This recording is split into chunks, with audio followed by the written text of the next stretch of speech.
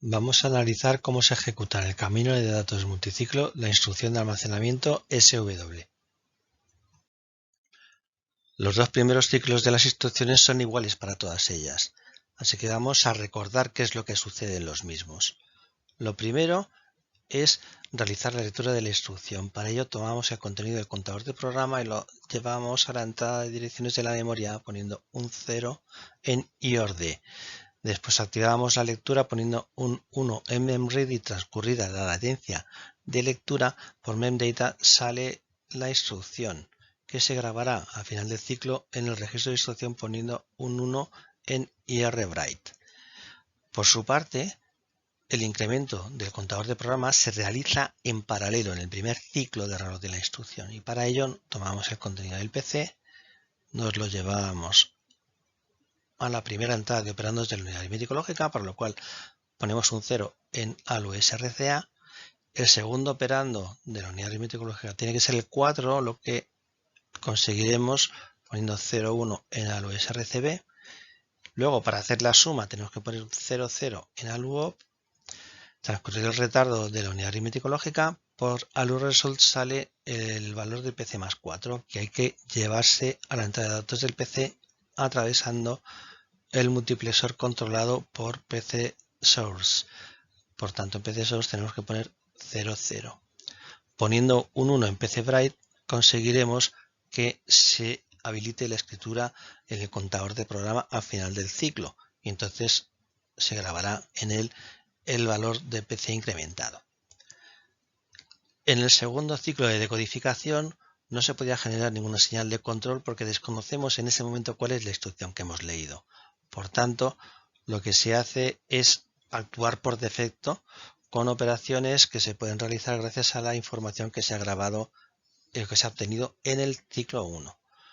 Entonces, simplemente lo que haremos es escribir sobre los registros A y B el contenido de los registros cuyos identificadores vienen en los campos RS y RT de la instrucción. Esta operación se realizaba automáticamente porque en el momento que grabamos en el registro de instrucción todos los campos de la instrucción, por las salidas correspondientes salen los identificadores y el banco de registros automáticamente responde con el retardo propio de un nanosegundo por sus salidas con los contenidos de dichos registros que al final del ciclo se graban en los registros transparentes A y B. Si la instrucción leída resulta ser una instrucción de almacenamiento, aún quedan dos ciclos posteriores a la decodificación.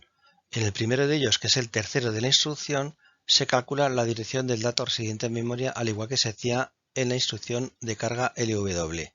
Sin embargo, en esta ocasión, en el siguiente ciclo, que es el cuarto de la instrucción, se realiza el almacenamiento del dato contenido en el registro B sobre la posición de memoria apuntada por ALU-OUT. En el tercer ciclo de la instrucción SW se realiza el cálculo de la dirección del dato residente en memoria del mismo modo que se hacía en la operación LW. Vamos a recordar rápidamente en qué consistía esta operación. Primero se tomaba el contenido del registro base que estaba almacenado en el ciclo anterior en el registro transparente A y se llevaba como primer operando de la unidad aritmético lógica, para la cual ALU-SRCA tenía que valer 1. Como segundo operando se lleva el campo de desplazamiento extendido en signo. Para ello tendremos que poner 1,0 en ALU-SRCB. ALU-OP tendrá que valer 0,0 para realizar la suma. Al final del ciclo sale la dirección por ALU-RESOLVE y se graba en el registro ALU-OUT.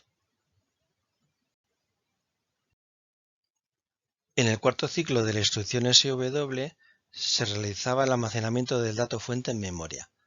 Recordemos que el dato fuente está en el registro B, por tanto nos tenemos que llevar el registro B a la entrada Write Data de la memoria. La conexión es directa, no hace falta activar ninguna señal de control para ello.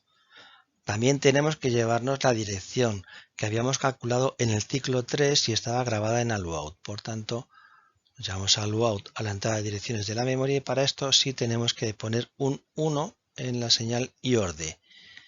Para completar la escritura hay que activar memwrite. Transcurrida la latencia de escritura, se grabará en la memoria el dato fuente.